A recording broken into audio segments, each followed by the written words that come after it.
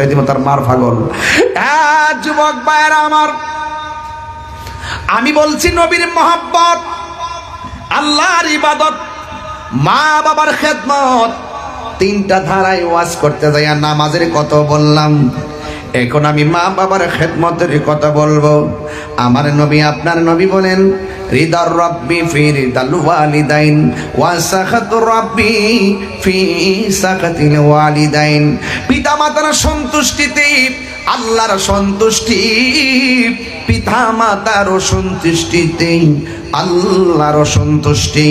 এই জন্য আমার নবী বলেন, আল জান্নাতু তাহতা আকদামিল উম্মাহাত।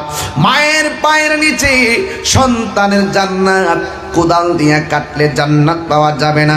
মার খেদমতের নাম হলো জান্নাতের চাবি। এই জন্য যুবক, আল্লাহর ইবাদত হলো আল্লাহ পাক